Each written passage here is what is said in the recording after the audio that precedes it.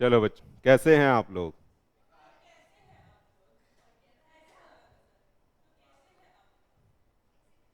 Chapter number 4 क्या है बताना सर।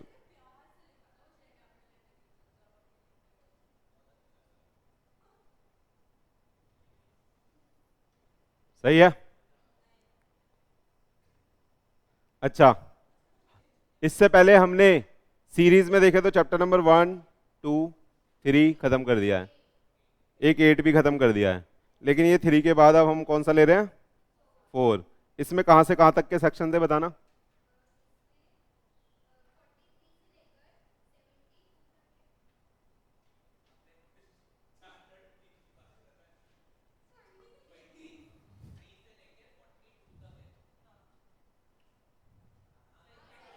42 किसका था?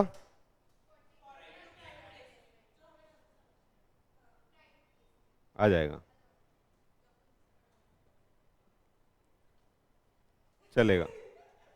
तो आज कहां से पढ़ेंगे? आज का टारगेट वैसे ही है।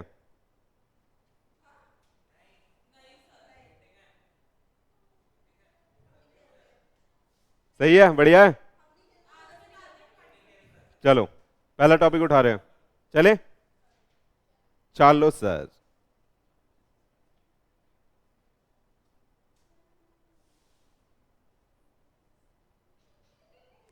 हाँ हाँ हाँ, मंजिल से बेहतर लगने लगे।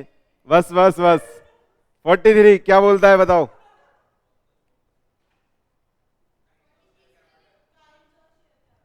मुझे भरोसा था आप पे कि बताओगे नहीं। मैंने बोला है जबकि आज कि ऐसे ऐसे खेलेंगे अपन। कौन कौन से काइंड्स होते हैं बताना।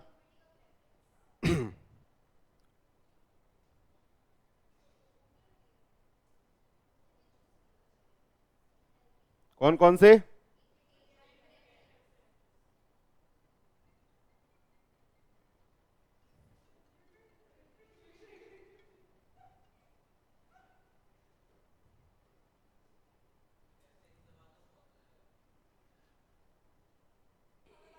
चलो आ जाओ।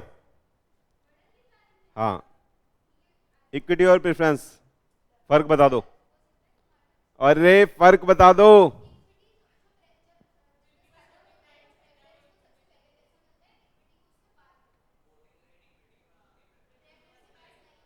इनके पास वोटिंग राइट होता है। इनके पास वोटिंग राइट नहीं होता, ये बोल रहे हो ना आप? और कोई कुछ कहना चाहता है? इसका डिविडेंड का रेट फिक्स होता है। जल्दी जल्दी बोलो।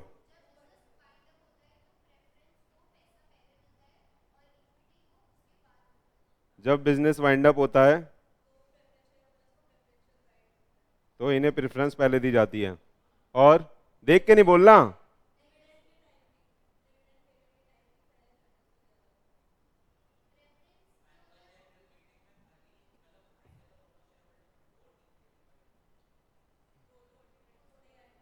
चलो, क्या इक्विटी के भी कोई टाइप होते हैं?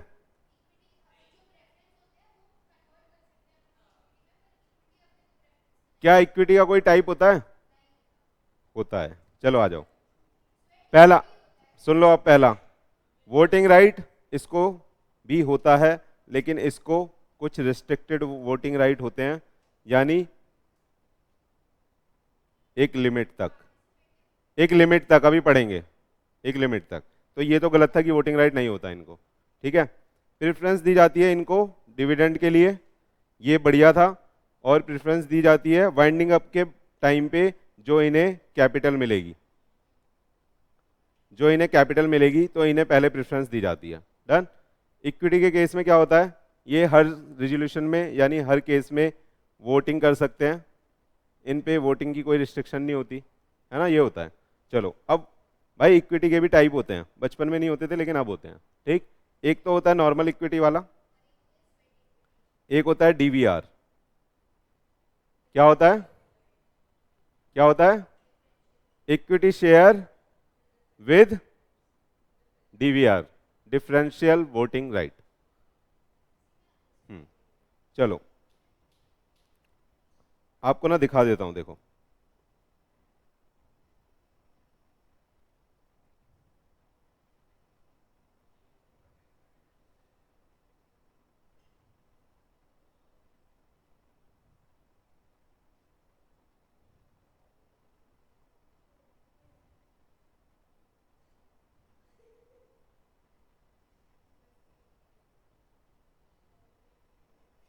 ये देखो टाटा मोटर ने इशू कर रखा है डीवीआर, दिख रहा है आपको? टाटा मोटर्स डीवीआर लिमिटेड, है ना? तो ये एक अलग शेयर का क्लास है, टाटा मोटर डीवीआर। अगर ये शेयर लोगे ना तो ये डीवीआर, टाटा मोटर डीवीआर के नाम से मिलता है। और अगर आप नॉर्मल टाटा मोटर देखोगे तो 400 से ऊपर का है, 450 के करीब का है। ठीक, तो ये डीवीआर वाला शेयर है। चले, अब ये डीवीआर क्या होता है सर? Differential voting right. इसका मतलब,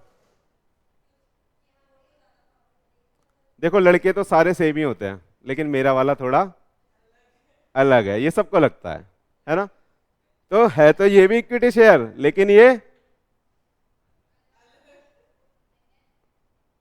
अलग है। अलग है कैसे? इनको बोल दिया जाता है कि आप एक चीज कम कर लो, एक चीज बढ़ा लो। कह रहे हैं आपको डिविडेंड ज्यादा देंगे, आप ना अपने वोटिंग राइट कम कर लो। यहां पे ना जिसपे एक शेयर है उसे हम एक वोट दे रहे हैं, यहां पे बोल रहे हैं जिसपे एक शेयर है वो 25% अपने शेयर का वोट कर सकता है। या ऐसे समझ लो, यहां पे एक शेयर है, हम उसे बोल रहे हैं आप 10 वोट दे सकते हो। यहां पे बोल रहे हैं जिसपे एक शेयर है डीवीआर का वो एक ही वोट देगा। क्यों? क्योंकि हम ना आपको डिविडेंड ज्यादा दे देंगे, हम आपको डिविडेंड ज्यादा दे देंगे। तो जो लोग इस चीज पे एग्री करते हैं उनको हम कौन से शेयर इशू कर देते हैं? डीवीआर। डीवीआर इशू करने का रूल है, अभी पढ़ेंगे बुक में कि कौन सी कंपनी कर सकती है ना, कैसे कर सकती है, ये सारे रूल हैं। चले, समझ में आ गया? तो सर इक्विटी के भी टाइप होते हैं, आज आपने पहली बार पढ़ा है ना? प्रेफरेंस के तो पता ही है, ये तो बच्चों वाली चीजें, ये तो पढ़ाऊंगा नहीं। चले, चलो 43 देख ले आप। 43 मेरे ख्याल से खत्म पढ़ना। अच्छा 43 से पहले डेफिनेशन पढ़ा दूं। कह रहा है शेयर का मतलब क्या है? Share capital includes stock. ये क्या होता है? स्टॉक क्या? बहुत सारे मेरे गोदाउन में फोन पड़े हुए हैं तो वो मेरा स्टॉक। यहाँ पे स्टॉक का मतलब क्या? बहुत सारा ना माल पड़ा हुआ है मेरे गोदाउन में तो ये वो वाला स्टॉक है ये। तो कौन सा स्टॉक है यार, बताओ? हाँ है तो वही। देखो एक सिंगल शेयर होता है ना, उसे हम क्या बोलते हैं? शेयर। बंच ऑफ शेयर्स को हम बोलते हैं स्टॉक। इसलिए उस मार्केट का नाम क्या है? इसलिए बोलते हैं आपके पास कौन कौन से स्टॉक हैं। आ गया समझ? आपको ये पता होना चाहिए था लेकिन। चलें काइंड्स देख लो। शेयर कैपिटल का equity preference with voting right with differential voting right as to dividend voting और अदरवाइज। सही है? कोई भी डिफरेंशियल वोटिंग राइट दे दिया आपने, जैसे आप उसको एक डिफरेंशियल राइट दे देते हो बाकी दोस्तों के अलावा। ना ना, मेरा वाला तो अलग है। तो है तो ये मेरा वाला ही, लेकिन ये अलग है। आ रहा है? अरे यार आपको तो समझ ही नहीं आता सर, हमारे साथ हम तो सब सिंगल हैं। चलो चलो पढ़ ले, आ जाओ। प्रेफरेंस प्रेफरेंस शेयर कैपिटल बहुत इजी है। क्या कह रहा है? Carry preference with respect to payment of dividend and the repayment of capital at the time of winding up. इसका मतलब क्या है? पहला तो कह रहा है डिविडेंड, कह रहा है डिविडेंड अगर पे करोगे ना मुन्ना तो इक्विटी से पहले हमें देना, क्योंकि हम तो प्रेफरेंशियल बंदे हैं। ठीक, फिर बोलता है वाइंडिंग अप जब हो रहा है तो जब रिपेमेंट ऑफ कैपिटल होगा वो भी इक्विटी से पहले हमें देना, और जहां उन्हें दे दिया ना बताएंगे फिर आपको। लाइन में आगे हम है, चले, समझ में आ गया? आ गया क्या? ये सब पढ़ लो। कह रहा है equity share capital with respect to any company limited by share means all the share capital which is not preference share capital. सही है, बहुत इजी है। तो कह रहा है जो प्रेफरेंस शेयर कैपिटल नहीं है वो इक्विटी शेयर कैपिटल है, मतलब प्रेफरेंस शेयर कैपिटल नहीं होनी चाहिए। आ जाओ, प्रेफरेंस शेयर कैपिटल क्या होती है? ऐसी कैपिटल जो कैरी करती है प्रेफरेंशियल राइट डिविडेंड का और रिपेमेंट ऑफ कैपिटल का eight the time of winding up. सही है, वो सेम बात है, चल सकते हैं। कह रहा है, सुन लो अब यहां पे ध्यान से, कह रहा है कोई कैपिटल, कोई ऐसी कैपिटल उसे हम प्रेफरेंस शेयर कैपिटल मान लेंगे notwithstanding that it is entitle to either both of the following right. जहां पे ये दो राइट आपने दे दिए ना कि डिविडेंड आपको पहले देंगे और आपको कैपिटल पहले देंगे। सुन लो, आपने बोल दिया डिविडेंड आपको पहले देंगे या कैपिटल आपको पहले देंगे, तो वो कौन सी, उसको कौन सी कैपिटल बोलेंगे हम? प्रेफरेंस शेयर कैपिटल, चाहे वो हो कोई सी भी। अगर आपने ये दो प्रेफरेंशियल राइट दे दिए किसी को तो वो प्रेफरेंस के नाम से जानी जाएगी, क्योंकि यहां पे क्या लिखा है? वर्ड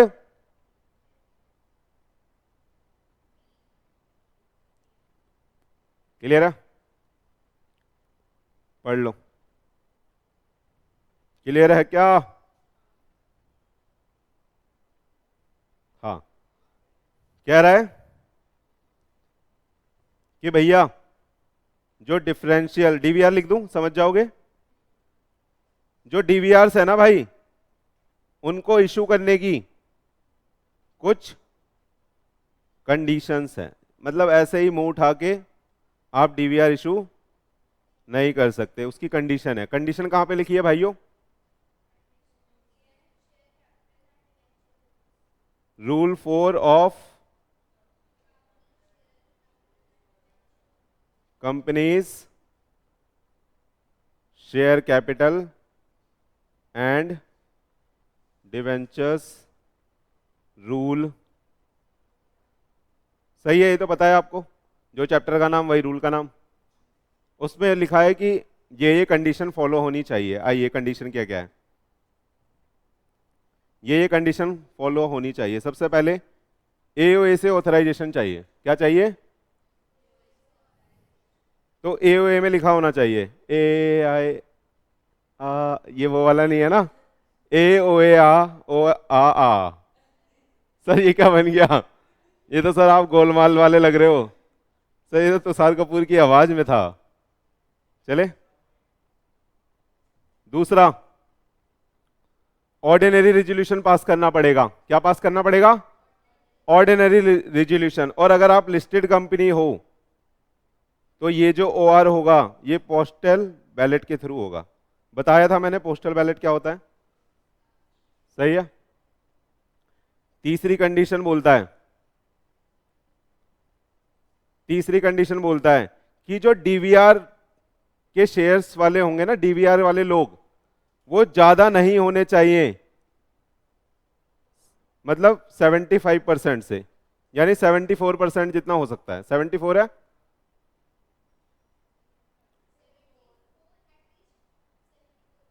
यानी शैल नॉट ग्रेटर देन 74, यानी उनके पास ये पावर ना आ जाए कल को कि वो 75% से एसआर पास कर दे कहीं पे। सही है, तो इसलिए हम उन्हें ये पावर नहीं देना चाह रहे हैं, और हम कह रहे हैं कि जो डीवीआर के शेयर होंगे ना, उन पे मैक्स टू मैक्स कितना दे सकते हो आप? 74 टोटल वोटिंग राइट का, उतने तक के आप डीवीआर इशू कर सकते हो। आ रहा है? पक्का? फोर्थ कंडीशन, आपने कभी डिफॉल्ट ना करा हो फाइनेंशियल स्टेटमेंट फाइल करने के लिए और एनुअल रिटर्न फाइल करने के लिए पिछले 3 सालों में। क्या? आपने कोई डिफॉल्ट ना करा हो फाइनेंशियल स्टेटमेंट और एनुअल रिटर्न फाइल करने में प्रीसीडिंग 3 इयर्स में। सही है। क्या फाइनेंशियल स्टेटमेंट और एनुअल रिटर्न फाइल करने की जरूरत होती है? अरे होती है, फाउंडेशन में भी पड़ी थी।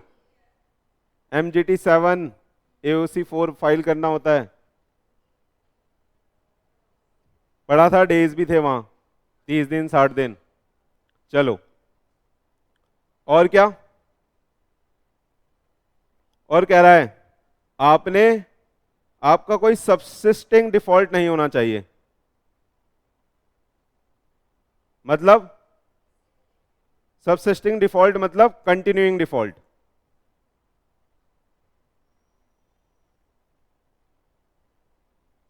जो अभी चल रहा है, ऐसा कोई सबसिस्टिंग डिफॉल्ट नहीं होना चाहिए, है ना। पहला कौन कौन सा,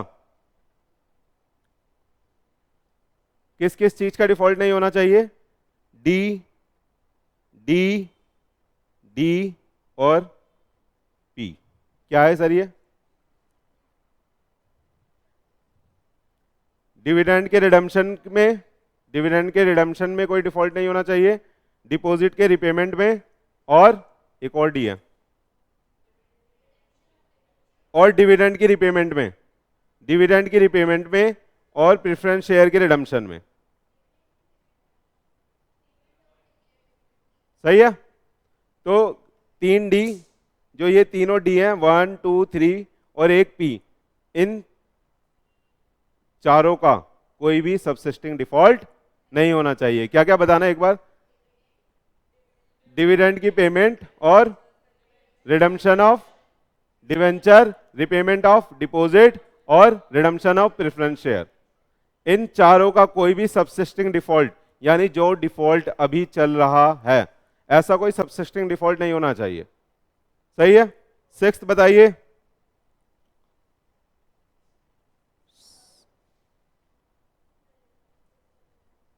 सिक्स्थ कौन सी है? कंपनी ने कोई टर्म लोन में डिफॉल्ट नहीं करा हो। टर्म लोन एक तरह से क्या क्या है बताना वहां पे?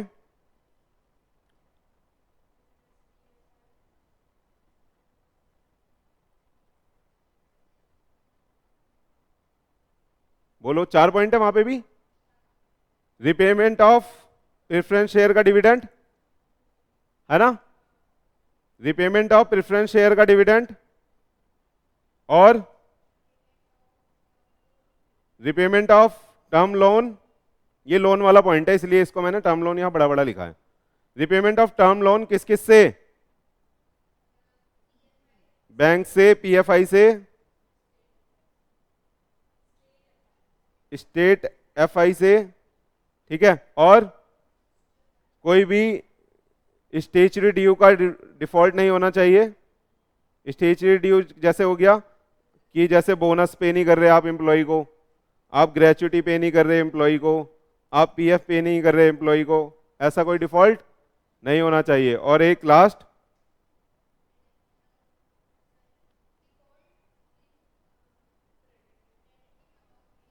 IEPF, IEPF में जो पेमेंट करनी होती है उसका कोई डिफॉल्ट नहीं होना चाहिए। सही है। ये 4 डिफॉल्ट नहीं होना चाहिए। और कुछ 5 साल की कंडीशन भी है क्या? देखो, अगर आपने ऐसा कोई डिफॉल्ट कर दिया, ये सबसिस्टिंग नहीं है, यहां पे सबसिस्टिंग वर्ड नहीं लिखा हुआ भाई, ऊपर वाला सबसिस्टिंग डिफॉल्ट का था, ठीक है। 5वीं कंडीशन कह रहा है, मान लो आपने ये डिफॉल्ट यहां कर दिया, सुन लेना, क्या सर हमने आज डिफॉल्ट करा है तो हम DVR इशू नहीं कर सकते? नहीं कर सकते, नहीं कर सकते, ठीक है। तो सर क्या हम हमेशा के लिए पापी हो गए? एक बार सर हमसे गलती हो गई तो सर हमेशा के लिए पापी हो गए? तो लॉ बोलता है नहीं, आपने जहां डिफॉल्ट करा था ना, उसके फाइनेंशियल ईयर के क्लोजर के बाद 5 साल तक हम आपको पापी मानेंगे। 5 साल तक हम आपको पापी मानेंगे। पापी पापी वो वाला, अरे सर क्या हो जाता है आपको? पप्पी तो नहीं हो गया ये? सर आज कोई डे तो नहीं है फरवरी वाला? ओह दुख है बहुत मैडम को। भाई पापी, आपको 5 साल तक हम ये मानेंगे कि आप बहुत बड़े पापी हो, और 5 साल के बाद आप DVR इशू कर सकते हो। यानी इस डिफॉल्ट को डिफॉल्ट नहीं माना जाएगा, इस डिफॉल्ट को डिफॉल्ट नहीं माना जाएगा। एक लास्ट कंडीशन बताइए।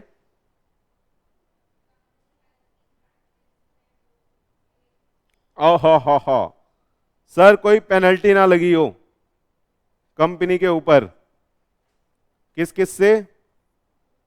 जो आरबीआई कोर्ट और ट्रिब्यूनल के द्वारा। सही से लिख लो सर, बदतमीजी से मत लिखो। कोर्ट और, कभी कभी हमें लगता है सर आप वो वाले डॉक्टर हो, अरे वो जो ऐसे लिख देते हैं, ये वाली दवाई ले लेना। अबे भाई लिखा क्या है? वो बोलता दवाई मिल जाएगी ना, चल जा।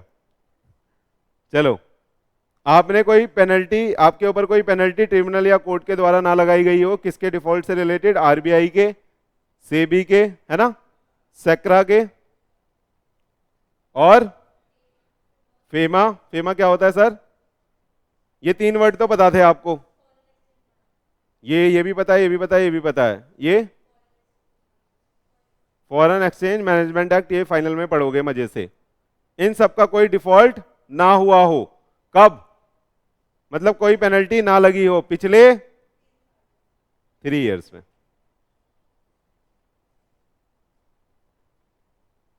समझ में आया क्या? चलो एक बार रिवाइज कर लें, बोलो बोलो यार, रिवाइज कर लें एक बार। कितनी कंडीशन है ना? पेपर में एज इट इज क्वेश्चन आया था भाई कि कंडीशन बता दो डीवीआर इशू करने की। बढ़िया, एकदम मजेदार। 4 मार्क्स। अबे इतना आसान तो है, 7 कंडीशन पेल के मारो वहां। ये ले, ऐसा हलवा क्वेश्चन आए तो मजा ना आ जाए? कम है ये। चलो आ जाओ, डीवीआर की कंडीशन। हेलो, डीवीआर की कंडीशन, चलो बोलो कौन कौन सी कंडीशन है? सर एओए से ऑथराइजेशन होना चाहिए, ऑर्डिनरी रेजुलेशन होना चाहिए, अगर लिस्टेड कंपनी है तो वो पोस्टल बैलेट से होगा, और 74% से ज्यादा हम डिफरेंशियल वोटिंग राइट वाले शेयर को वोटिंग राइट नहीं देंगे, यानी इतनी ज्यादा इशू मत कर देना कि उनके पास इतना सारा वोटिंग राइट आ जाए, ये मनाएं। और फाइनेंशियल स्टेटमेंट और एनुअल रिटर्न का कोई डिफॉल्ट नहीं होना चाहिए पिछले 3 सालों में, और कोई सबसिस्टिंग डिफॉल्ट नहीं होना चाहिए। 4 चीजों का, किस किस चीज का? Payment of dividend, repayment of deposits, redemption of debenture, redemption of preference share, और कह रहा है टर्म लोन वाली कंडीशन कि कोई डिफॉल्ट नहीं होना चाहिए। कहां पे? कोई डिफॉल्ट नहीं होना चाहिए रिपेमेंट ऑफ प्रेफरेंस शेयर का डिविडेंड, और टर्म लोन में जो बैंक से लिया है, फाइनेंशियल इंस्टीट्यूशन से लिया है या स्टेट फाइनेंशियल इंस्टीट्यूशन से लिया है, कोई स्टेचरी ड्यू का डिफॉल्ट नहीं होना चाहिए, जैसे कि बोनस का, ग्रेचुइटी का, पीएफ का। और आईपीएफ अकाउंट में जो ट्रांसफर करना हो चाहिए उसका कोई डिफॉल्ट नहीं होना चाहिए। ये आईपीएफ में क्या क्या ट्रांसफर करना होता है ये हमने पढ़ा था 125 में, है ना। और कह रहा है कि अगर डिफॉल्ट कर भी दिया, अगर डिफॉल्ट कर भी दिया तो सर क्या हम हमेशा के लिए पापी हो जाएंगे? बोलता है नहीं, फाइनेंशियल ईयर के बाद 5 साल आपको पापी माना जाएगा, उसके बाद आप डीवीआर इशू कर सकते हैं। और लास्ट कंडीशन क्या थी? कि आपके ऊपर कोई पेनल्टी ना लगी हो पिछले 3 सालों में किसी कोर्ट या किसी ट्रिब्यूनल के से, किस एक्ट में? आरबीआई में, सेबी में, सेक्रा में या फेमा में। चलेगा? क्लियर है? खत्म? बोलो।